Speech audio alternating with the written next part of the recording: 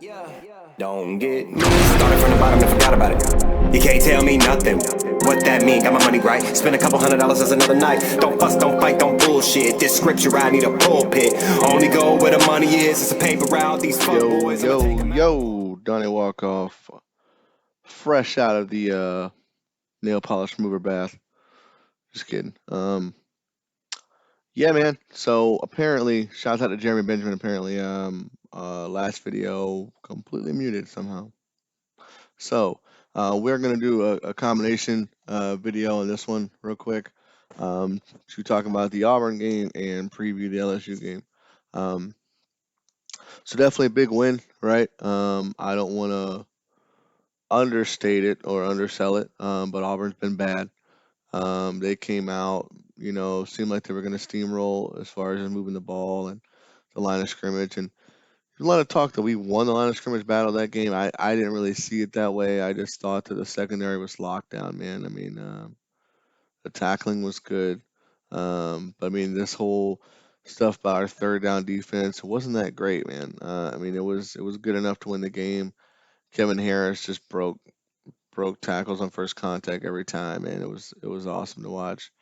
You got Jack Joyner the ball, I got him a touch, and got Josh Vans a touch, and try to somewhat distribute the ball a little bit better, but really just opportunistic, man. The turnovers, Jalen Dickerson getting the pick, the turnovers were really instrumental. I mean, without that first one, you start getting to blowout territory, and then the game kind of shifts. And you get a touchdown off each of those turnovers, which is nice. But you still found a way to not necessarily put the game away at the end.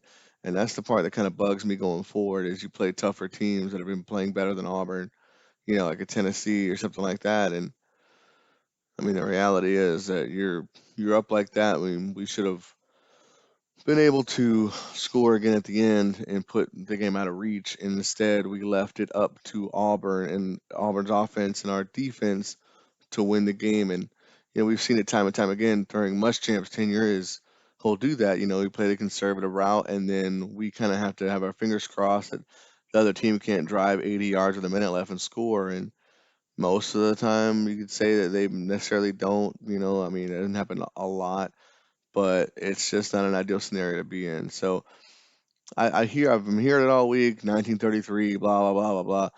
I'll take the win, and I don't consider Auburn a top 15 team, but I'll take the win. Um, that being said, LSU kind of a cheap one too, man. I mean, you got them this week, and um, LSU losing what 45-41 to Missouri, 44-34 to Mississippi State. They beat Vandy by the same margin we did, and their quarterback's hurt. Maybe he'll play. Maybe a freshman will play. I mean, they've been putting up some points, but they're scoring 38.6 a game. So I mean, they're scoring just fine, but the defense is god awful. Pelini, I mean, really just had a rough time, man, with getting the defense ready. And I don't know, man. I don't know how that fares for us because it's one of those things like Auburn. If you beat them, great, but they're not playing well, and they probably fall out of any type of ranking at 1 and 3 at that point. If you lose to them, then it comes down to you couldn't beat a team with all this adversity, that beat these other teams. So it's a really and people keep saying it's a great opportunity. I mean, it's great to try to be 3-2 and get back, on that side of 500, but it's a tricky game because it's a very much a lose-lose scenario. You don't gain a lot by beating a team that got beat by Missouri last week or 2 weeks ago, and you don't gain a lot by losing either. So I think we'll learn more about this football team because I think LSU, even though they lost a lot of talent, is slightly more talented, and they have a little bit more explosive playmakers than Auburn does. But that being said, Tank Bisbee balled out, man. I really wish we'd have found a way to keep him, but at Carolina. But I mean, the big thing is all our backs are averaging, like 5 yards a carry. So it's the opposite it typically has been when we play LSU, where we're gonna try to spread the ball through the air, but they're going to slowly ground and pound the game until the fourth quarter. And feels like if we're going to win, that's going to be the game plan for us is stingy defense, not allowing big plays and chewing clock and really just playing keep away. And I think I've always said the Muschamp plays better with a lead than he does. I mean, everyone plays great with a lead, right? But I mean, in general, his style is better with a lead because it's.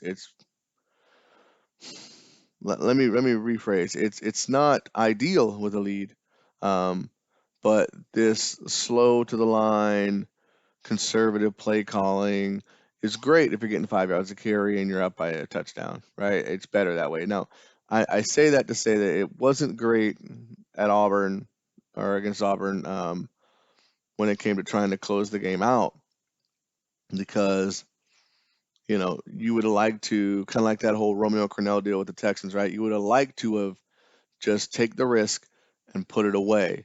It worked out here, but it has not worked out several times in the past. This bend but don't break thing, man, is just really risky. And you're putting a lot on those guys, to deliver on defense. That being said, I mean, Kevin Harris, I mean, I don't know what more you could say about the guy. I mean, 5 yards of carry, and really, we forget the dude should have had like an 80-yard touchdown at the beginning of the game. So, I mean, dude's balling out. And Fenwick has been surprisingly good. Haven't seen much of Quandre White. Um, I think in the press conference, Muschamp alluded to why Doty's not playing. He didn't say Doty specifically, but kind of referencing, that these guys don't do well in practice. It all we want as fans is explanation. So if that's his explanation as to why, you know, he's not seeing the field because he's just not doing good in practice, me as a fan, I can understand that. I want to know, because you say the guy is super fast, he's a playmaker, he's a baller, and then he doesn't even touch the football. Doesn't really make any sense to me. So anyway, yeah, I'm Kevin Harris, man. I mean, third in the SEC in rushing, right? So far this season. Fenwick honestly has done pretty good too. I mean, 5.48 yards per carry. That's actually higher than Harris. Um, LSU though, I mean, the big thing with them this year is they have no running game. They don't have anyone in the top 20 in rushing. John Emery Jr. I mean, he's averaging 6.5 yards to carry, but I mean, to be honest, they were behind at Missouri, so they were throwing. And I don't know. It just seems like they're trying to do LSU football last year without the playmakers, without the cast. Miles Brennan's been good. Don't get me wrong. I mean, what Colin Hill's got like what 3 touchdown passes this whole season, and he's got like 11, I think. I mean, they're throwing the ball, and that's my concern is the secondary. I like what I've seen from Shiloh Sanders. I like what I've seen from John Dixon, but Ukwamu's not lived up to his preseason hype. J.C. Horn, they went after him this week, which I thought was a crazy thing, man. I literally thought, I mean, I'm sure everyone feels this way a little bit, but you see Horn locking him down every week, and they don't go his direction, and they continue to go his direction. Maybe they thought that the idea was that he hadn't been tested in a while, and maybe they just thought targeting him would kind of put him in shock and make him make some dumb plays. It did not work out.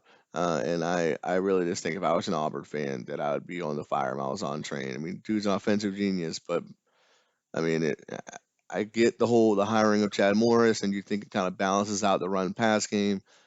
Hadn't been that way, man. So I don't know. As far as this game, though, I'd like to see us win with Miles Brennan if like when he plays, and I'd like for it to not be a high scoring game. I don't think we win a game where each team scores over 30 points. That being said, we've been averaging 30 ourselves, so a an Auburn like win it would be ideal. I think here. I mean, besides blowing them out, which I can't see happening. A 30-24 type game would be the scenario where South Carolina wins, in my opinion.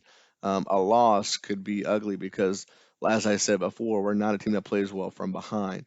Um, no, we're better with the lead. So behind, there's not a lot of, as we've seen in the Florida game, a lot of tempo. There's not a lot of like urgency. They're not good at getting back to the line. we only have one receiver. I mean, if Derek Stingley Jr. is on Shi Smith, I love Shi Smith, but I can't see us coming back from. I mean, he'll get his touches, but I can't see him coming back. Winning a game single handedly like that. It's just not. I don't see that being in the cards. So we're gonna see, guys. I'm gonna drop my prediction. Definitely let me know what you guys think. Might do one a little bit closer if we have an update on the LSU quarterback situation. I honestly prefer Miles Brennan to play, and I know that sounds, but I just would rather the credit for beating the right guy.